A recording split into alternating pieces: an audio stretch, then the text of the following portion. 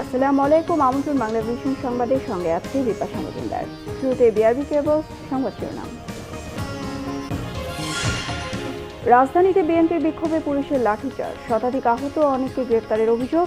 জিয়াউর রহমানের খেতাব বাতিল করলে খারাপ পরিণতির হুঁশিয়ারি। জিয়াউর রহমানের খেতাব বাতিলের সিদ্ধান্ত চূড়ান্ত হয়নি জানিয়েছেন তথ্যমন্ত্রী। বিএনপি অপপ্রচারে লিপ্ত অভিযোগ ওবায়দুল কাদেরের।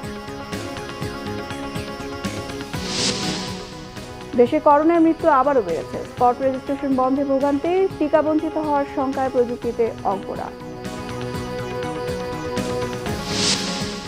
নৌবাহিনী কর্মকর্তাকে মারধরে জড়িত ইরফান সেলিম 5 জনের বিরুদ্ধে চার্জশিট, জানিয়েছে পুলিশ। রনহককে রিমান্ডে না নেওয়ার পক্ষে সাফাই। দেখছিলেন বিআরবি কেবল সংবাদ শিরোনাম, এবার বিস্তারিত।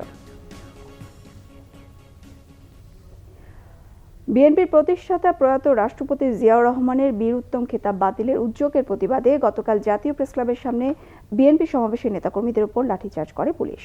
সমাবেশ পণ্ড হয়ে যায় পুলিশের ধাওয়া আর লাঠিচার্জে।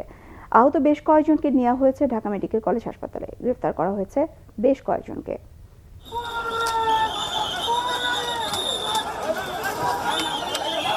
শান্তিপূর্ণভাবেই চলছিল জাতীয় প্রেসক্লাবের সামনে বিএনপির সমাবেশ। প্রধান অতিথির বক্তব্য রাখছিলেন দলের স্থায়ী কমিটির সদস্য ডক্টর খন্দকার মোশাররফ হোসেন। কিন্তু সমাবেশ শেষ হওয়ার মিনিট 2 আগেই নেতাকর্মীদের ধাওয়া দেয় পুলিশ। এ সময় সমাবেশ ছত্রভঙ্গ করতে নেতাকর্মীদের উপর লাঠিচার্জ করা হয়।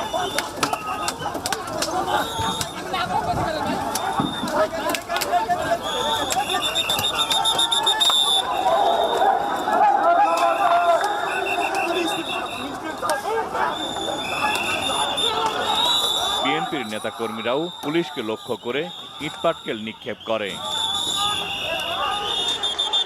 এ সময় প্রেসক্লাব ও এর আশপাশের এলাকা পরিণত হয় রণক্ষেত্রে।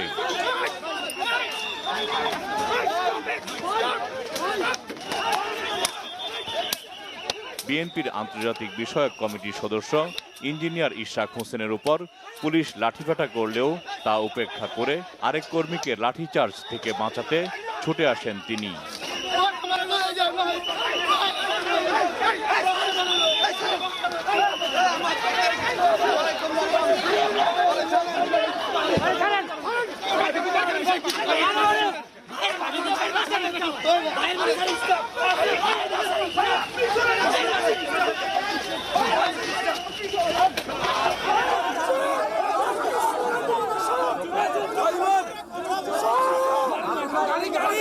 আমাদের সমাবেশ শেষ হওয়ার হয়তো আর মিনিট 2 বাকি ছিল। প্রধান অতিথির বক্তব্য, পুলিশ অতর্কিত লাঠিচার্জ করে, তারপরে ধাওয়া পাল্টা ধাওয়া হয়, ইট পাটকেল নিক্ষেপ করা হয়, তারা আরো মারমুখী হয়েছে, আমাদের কর্মীকে আহত করে। পুলিশের দাবি বিএনপির নেতাকর্মীরাই পরিকল্পিতভাবে তাদের উপর হামলা করেছে। মুষ্টিমেয় সংখ্যক নেতাকর্মী নিয়ে তারা এখানে নাশকতার উদ্দেশ্যে জনশৃঙ্খলা তৈরি করার জন্য পূর্ব পরিকল্পিতভাবে পুলিশের উপরে আক্রমণ করার চেষ্টা করেছে। আমরা সেটা শুধুমাত্র প্রতিহত করেছি। পুলিশের লাঠিচার্জে আহতদের ঢাকা মেডিকেল কলেজ হাসপাতালে ভর্তি করা হয়। সেখানে আহতদের দেখতে যান বিএনপি নেতারা।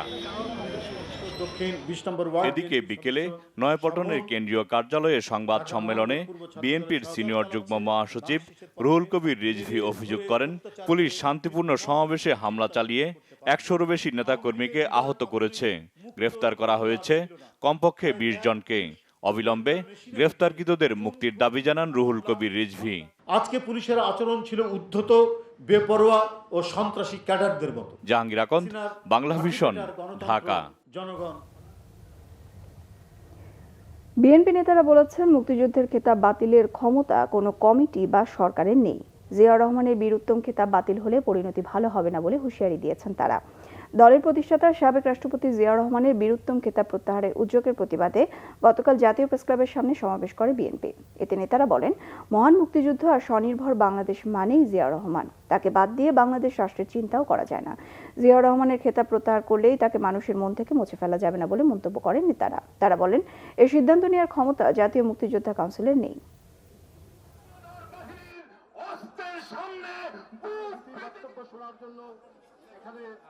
শহীদ রাষ্ট্রপতি জিয়াউর রহমান মহান স্বাধীনতার ঘোষক, শহীদ রাষ্ট্রপতি জিয়াউর রহমান রণাঙ্গনের মুক্তিযোদ্ধা, এই খেতাবের উপর হাত দিলে হাত জ্বলে পুরো সরকার হয়ে যাবে।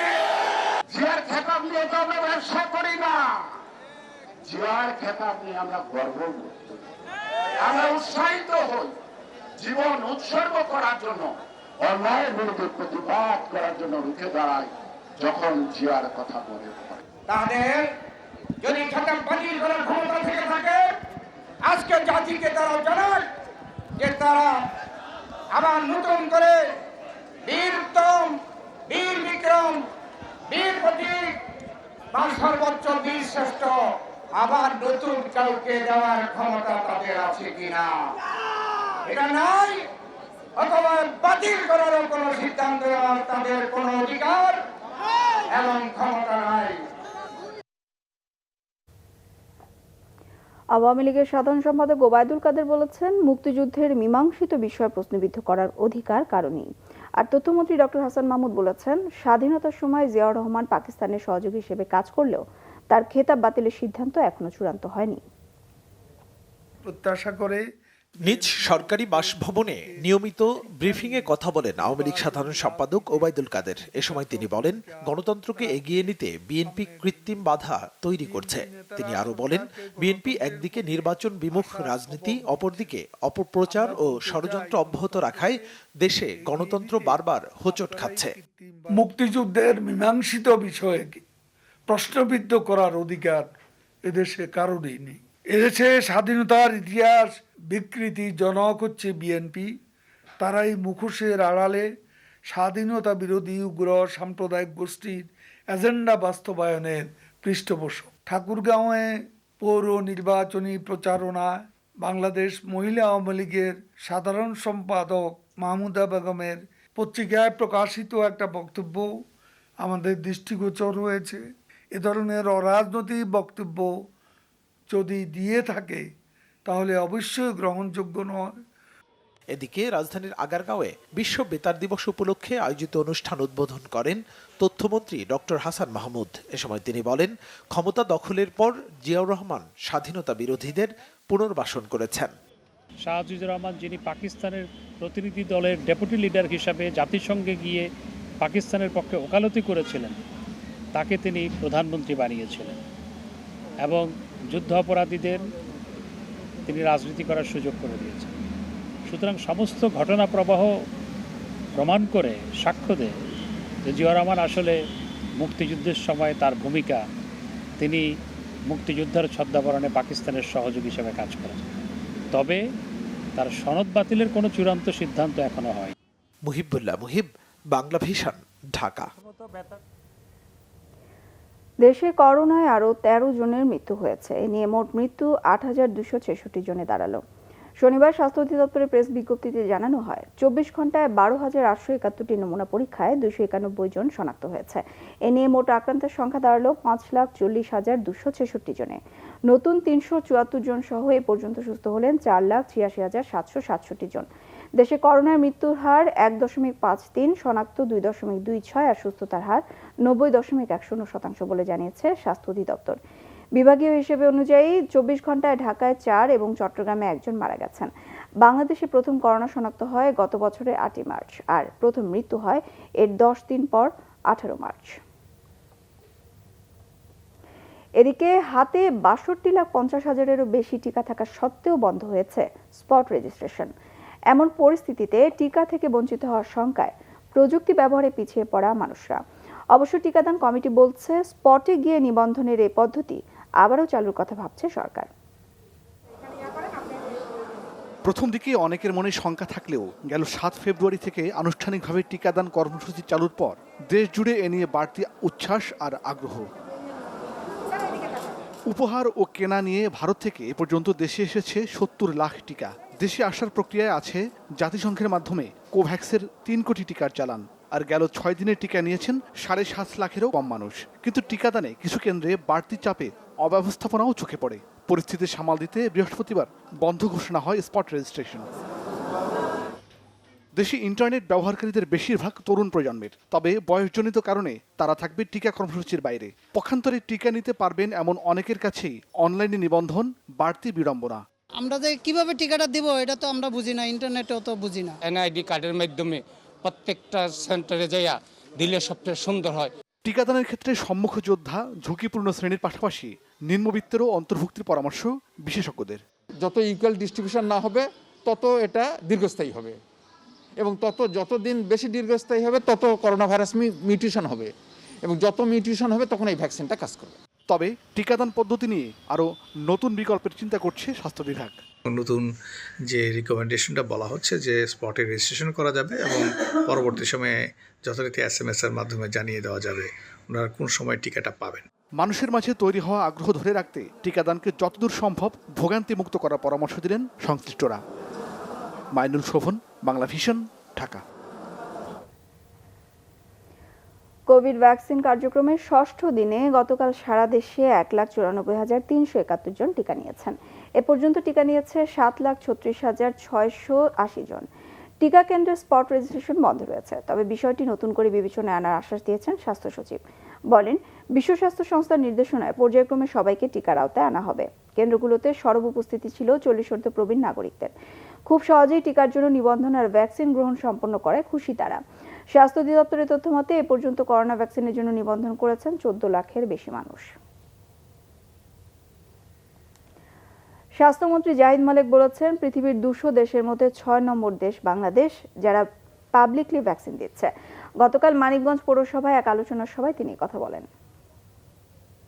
বাংলাদেশ হলো পৃথিবীর 200টা দেশের মধ্যে 6 নম্বর দেশ যে পাবলিকলি ভ্যাকসিন দিতেছে।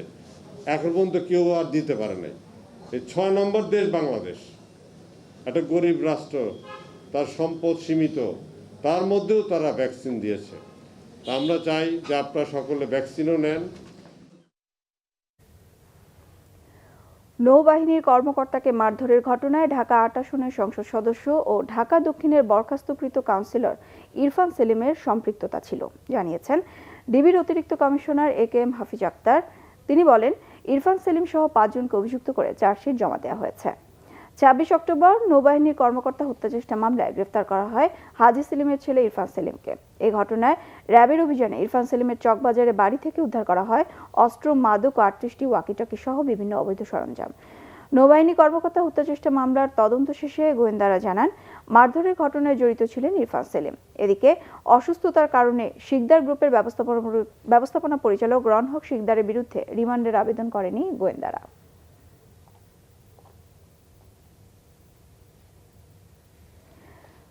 যুক্তরাষ্ট্র সফর শেষে দেশে ফিরেছেন সেনাবাহিনীর প্রধান জেনারেল আজিজ আহমেদ। আন্তঃবাহিনী জনসংযোগ পরিদপ্তর ISPR এর সংবাদ বিজ্ঞপ্তিতে জানানো হয়, শুক্রবার সকালে দেশে ফেরেন তিনি। মার্কিন সেনাবাহিনী প্রধানের আমন্ত্রণে গত 29 জানুয়ারি যুক্তরাষ্ট্রে যান জেনারেল আজিজ আহমেদ। সফরে মার্কিন সেনাপ্রধান সহ উচ্চ পদস্থ সামরিক কর্মকর্তাদের সাথে বৈঠক করেন তিনি। একই সাথে দেশটির বিভিন্ন সামরিক স্থাপনার প্রশিক্ষণ কার্যক্রম পরিদর্শন করেন। সফরকালে জাতিসংঘ শান্তিরক্ষী মিশন সংশ্লিষ্ট গুরুত্বপূর্ণ ব্যক্তিদের সাথেও সাক্ষাৎ করেন সেনাবাহিনীর প্রধান জেনারেল আজিজ আহমেদ। দুবাইতে ভিজিট ভিসায় যাওয়া কর্মীদের BMT ছাড়পত্র বা স্মার্ট কার্ড দিচ্ছে প্রবাসী কল্যাণ মন্ত্রণালয়। ব্যবসায়ীদের কেউ কেউ বলছেন, এতে কর্মীদের ঝুঁকি বাড়বে। তবে প্রবাসী কল্যাণ ও বৈদেশিক কর্মসংস্থান মন্ত্রী ইমরান আহমেদ বলেন, শ্রমবাজার বন্ধ থাকায় কর্মীদের সুবিধায় ভিজিট ভিসায় অনুমতি দেওয়া হচ্ছে। মিরাজ হোসেন গাজীর রিপোর্ট। 2012 সালের পর থেকে বাংলাদেশিদের জন্য বন্ধ রয়েছে সংযুক্ত আরব আমিরাতের কর্মী ভিসা। তবে সম্প্রতি ভিজিট ভিসায় দুবাইতে গিয়ে কর্মী ভিসা নেয়ার সুযোগ দিয়েছে দেশটি। এমন বাস্তবতায় হাজারো বাংলাদেশি ছুটছেন দুবাইতে, কিন্তু প্রতারণা ও প্রলোভনে অনেকেরই মিলছে না কাঙ্ক্ষিত ভিসা। আশাহত হয়ে ফিরছেন স্বপ্নবাজ অনেক তরুণ। তারপরও কোন বিবেচনায় ভিজিট ভিসায় কর্মী যাওয়া উৎসাহিত করছে সংশ্লিষ্টরা, উঠেছে এমন প্রশ্ন।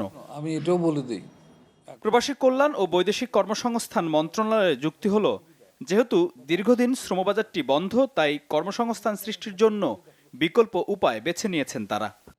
সিঙ্গেল ভিসা আমাদের পক্ষে এই হাজার হাজার তোমার এটা অ্যাটেস্টেশন করা কিন্তু সম্ভব না, বাট আমরা মোটামুটি আমাদের বিএমইটি থ্রু দিয়ে যারা গ্রুপ ভিসা যেগুলি আছে, যারা ভিসা পেয়ে যায় এমবাসি থেকে, তাহলে তো আমরা তো ওটাইকে একটু প্রমোট করব, আর আমরা তো ওদেরকে পারমিশন দিয়ে দিই।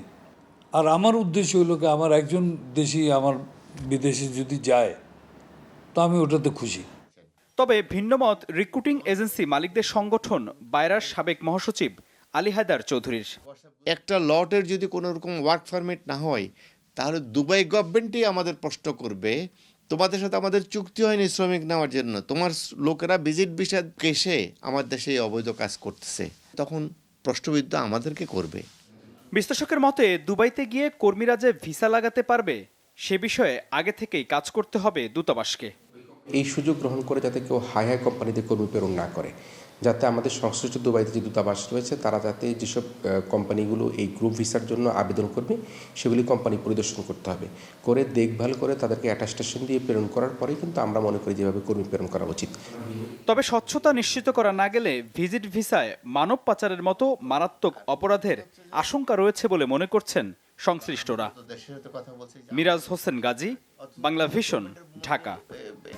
চতুর্থ ধাপে দেশের ৫৫টি পৌরসভায় নির্বাচন আজ। পরিস্থিতি নিয়ন্ত্রণে মাঠে রয়েছে বিজিবি, র্যাব, পুলিশ ও আনসার সদস্যরা। ৫৫ পৌরসভায় ৩০টিতে ইভিএম এবং ২৫টিতে ব্যালটের মাধ্যমে হবে ভোট। ৫৭ পৌরসভায় ভোট গ্রহণ হওয়ার কথা থাকলেও ২টি পৌরসভা নির্বাচন স্থগিত করা হয়েছে। পরিস্থিতি নিয়ন্ত্রণে মাঠে রয়েছেন বিজিবি, র্যাব, পুলিশ ও আনসার সদস্যরা। টাঙ্গাইলের ২টি পৌর নির্বাচনে ইভিএম সহ নির্বাচনী সরঞ্জাম কেন্দ্রে কেন্দ্রে পৌঁছানো হয়েছে। সাতক্ষীরায়ও কেন্দ্রে কেন্দ্রে সরঞ্জাম পাঠানো হয়েছে। চুয়াডাঙ্গার জীবননগর ও আলমডাঙ্গায় ভোটের সামগ্রী সংশ্লিষ্টদের বুঝিয়ে দেওয়া হয়েছে। রাঙামাটি শহরে ৩১টি কেন্দ্রে ইভিএম সহ আইনশৃঙ্খলা রক্ষাকারী বাহিনীর সদস্যদের পাঠানো হয়েছে। এদিকে ইসি সচিব মোহাম্মদ হুমায়ুন কবির খন্দকার জানিয়েছেন, আজকের পৌর নির্বাচন অবাধ, সুষ্ঠু ও নিরপেক্ষ করতে মাঠ প্রশাসনকে কঠোর নির্দেশনা দেওয়া হয়েছে। ভোট কেন্দ্রগুলো নিরাপত্তায় বাড়ানো হয়েছে আইনশৃঙ্খলা বাহিনীর সদস্য সংখ্যাও। শনিবার বিকেলে কমিশন কার্যালয়ে তিনি সাংবাদিকদের এ তথ্য জানান। মাননীয় ইলেকশন কমিশনের অবস্থান একটাই, সেটি হলো ফ্রি, ফেয়ার এবং ক্রেডিবল ইলেকশন হওয়া। ইয়েস, লোকাল গভর্নমেন্ট ইলেকশন যখন হয় তখন যেহেতু এটি ডোর টু ডোর একটা পার্টিসিপেশন থাকে, কোথাও কোথাও ২-১টি ঘটনা ঘটেছে। আপনারা জানেন যে তৃতীয় ধাপে ২-৩টি জায়গায় ঘটেছে, এটি খুবই সামান্য, সেগুলো তদন্ত হয়েছে এবং রিপোর্ট এসেছে আমাদের কাছে, সেগুলো বিষয়ে কমিশন খুবই ওয়াকিবহাল। খুলনা সাতক্ষীরা মহাসড়কের চুকনগর এলাকায় সড়ক দুর্ঘটনায় ৩ জন নিহত হয়েছে। সাতক্ষীরার শ্যামনগর থেকে ছেড়ে আসা খুলনাগামী বাস শনিবার রাত ৮:৩০টার দিকে চুকনগরের কাছে এসে পৌঁছালে ইজি বাইকের সাথে মুখোমুখি সংঘর্ষ হয়। এতে ইজি বাইকের চালক ও এক যাত্রী ঘটনাস্থলে মারা যান। গুরুতর অবস্থায় আরেক যাত্রীকে হাসপাতালে নিয়ে যাওয়ার পর তার মৃত্যু হয়। ফায়ার সার্ভিস ৩ জনের লাশ খুলনা মেডিকেল কলেজ হাসপাতাল মর্গে পাঠিয়েছে। ঘাতক বাসটি জব্দ করেছে পুলিশ।